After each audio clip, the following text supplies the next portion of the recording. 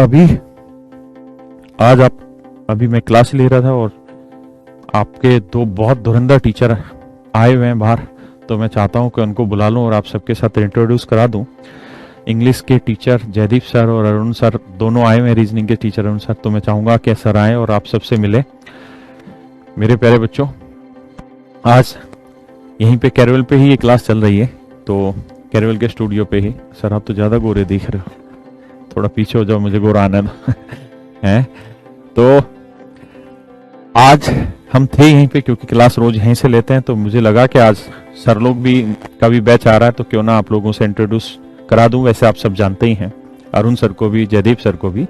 Jaideep sir English पढ़ाते हैं और आज सर का बैच स्टार्ट हो रहा है। आज से ही हो रहा है सर। किस टाइमिंग पे सर? 1:30 मतलब, अच्छा 1:30 बजे सर हो रहा है बैच। अरुण सर का रीजनिंग का बैच स्टार्ट हो रहा है 9:30 बजे। आज ये बैच स्टार्ट हो रहा है और मतलब दोनों ही भाई लगा दे, दोनों ही गजब के टीचर हैं। मतलब रीजनिंग में अरुण सर से बेहतर कोई टीचर ही नहीं होगा। और मैं अरुण सर के साथ पढ़ा रहा हूँ, करीबन पिछले 10 साल से पढ़ाने लग रहा हूँ अरुण सर के साथ। मेरे और इनके बैच एक ही साथ आते हैं, चाहे ऑफलाइन हो या ऑनलाइन हो। चाहे हम पहले स्टूडेंट्स में पढ़ाते थे, फिर कैरियल में पढ़ा रहे हैं, जहां पे भी पढ़ाया है उससे पहले और बहुत सारे इंस्टीट्यूटों में साथ ही पढ़ाते आए हैं, तो हमेशा से साथ पढ़ा रहे हैं। और मैंने आपको कहा जितने हजारों लाखों सिलेक्शन हमारी तरफ से गए हैं, हमारी वजह से तो क्या, बच्चों की मेहनत की वजह से सिलेक्शन हुए, लेकिन हम थोड़ा बहुत जो भी पार्टिसिपेट कर पाते हैं उनकी मेहनत में, उसमें बहुत बड़ा योगदान अरुण सर का रहा। क्योंकि देखिए, एक सर्टेन टाइम ऐसा था 2016 तक, जहां पे मैथ जो था उसमें से अगर बच्चे का 80% भी स्कोर आ जाता था तो भी बच्चा सिलेक्शन ले जाता था, क्योंकि रीजनिंग एक ऐसा लेवल था जहां पे बच्चा 100% स्कोर करने की कोशिश करता था। मेरा भी जो सिलेक्शन हुआ था, तो मेरे को भी इंग्लिश और जीएस की बहुत ज्यादा जानकारी थी नहीं, लेकिन मेरा भी जो सिलेक्शन हुआ था वो रीजनिंग और मैथ के बिहाफ पे ही हुआ था, क्योंकि मैंने प्रीलिम्स में रीजनिंग और मैथ दोनों में पूरे स्कोर कर लिए थे, तो मुझे वहां से मौका मिल गया था। लेकिन अब लड़ाई इतनी भयंकर हो गई है कॉम्पिटिटिव एग्जाम्स की कि इतने सारे बच्चे पार्टिसिपेट कर रहे हैं। और सबसे बड़ी चीज ये है कि सच मायने में 2012 या 2011 से जब से एसएससी ने ये ऑब्जेक्टिव एग्जाम लेना स्टार्ट किया है, उससे पहले तक तो बहुत कम बच्चा ही जानता था एसएससी कोई चीज है। बहुत सारे बच्चे जान ही नहीं पाते थे कि इनकम टैक्स इंस्पेक्टर कहां से सेलेक्ट होके आते हैं। उसके बाद ये क्रांति आई कि हर बच्चा जान गया कि कहां से सिलेक्शन होता है इनका। तो आज के टाइम में रीजनिंग का रोल अपने आप में बहुत बड़ा है।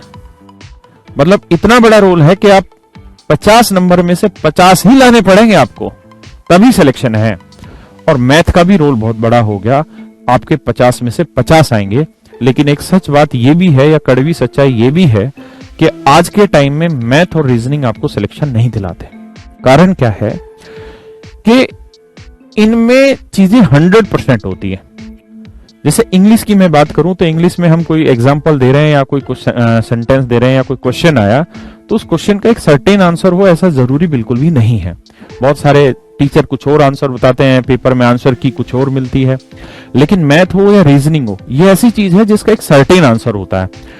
और बच्चे इतनी तैयारी कर रहे हैं, ऐसे ऐसे बच्चे हैं यहाँ पे जो पिछले 3-3 साल से, जब वो 12वीं पास करते हैं तभी से एसएससी की तैयारी करना शुरू कर देते हैं, यूपीएससी की तैयारी शुरू कर देते हैं।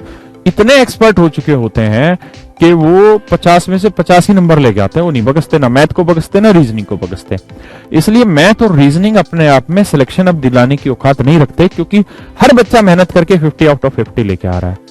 तो यहाँ पे एक एक नंबर की लड़ाई है और बड़ी जरूरी लड़ाई है, इसलिए इसको छोड़ा नहीं जा सकता मैथ और रीजनिंग को। सिलेक्शन कौन दिलाता है? सिलेक्शन दिलाते हैं इंग्लिश जैसा सब्जेक्ट। कारण क्या है कि इंग्लिश में आज भी बच्चा प्रीलिम्स में 50 में से 50 लाना मुश्किल काम है। मेंस में 200 में से 200 नंबर लाना बहुत मुश्किल काम है। मैथ में मेंस में 200 में से 200 नंबर लाए जा सकते हैं, बड़े आराम से आ जाएंगे। आप कांस्टेंट एफर्ट करते रहिए। 200 का मतलब 198 में आ गए, 197 में आ गए, मतलब 2-4 ढाई नंबर कट गए, उसकी बात अलग होती है, क्योंकि आप 100 क्वेश्चन कर रहे हैं, एक आध क्वेश्चन मिस्टेक से भी, गलती भी हो सकती है आपसे। लेकिन इंग्लिश एक ऐसा सब्जेक्ट है कि अगर आप वहां प्रीलिम्स में 50 में से 40 से आप अगर सीधा 45 प्लस पे पहुंच जाते हैं, 48 नंबर तक ले आते हैं, और मेंस में आप 200 में से 190 प्लस पे पहुंच जाते हैं एक्चुअल बिना नॉर्मलाइजेशन के, तो आप समझिए कि आप सही लेवल पकड़ पाएंगे सिलेक्शन का। क्योंकि आजकल लड़ाई बहुत बड़ी हो गई है सिलेक्शन को लेके।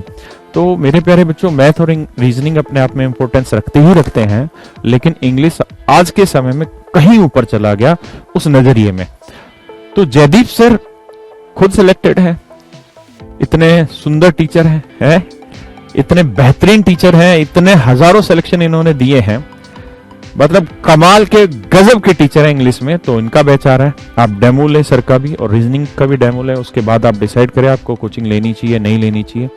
अगर आप इंग्लिश की कोचिंग लेना चाह रहे हैं तो एक बार जयदीप सर का जरूर बैच देखें, अरुण सर का रीजनिंग का बैच जरूर देखें, उसके बाद ही आप कहीं पे कोई डिसीजन लेना चाहते हैं तो उसको कंफर्म करिएगा। ये दोनों अपने लाइन के सबसे बेहतरीन खिलाड़ी हैं, क्योंकि इतना लंबा इन लोगों का एक्सपीरियंस है और इतने सिलेक्शन दे रखे हैं मत पूछो बात, और बिल्कुल पॉइंट टू पॉइंट पढ़ाते हैं।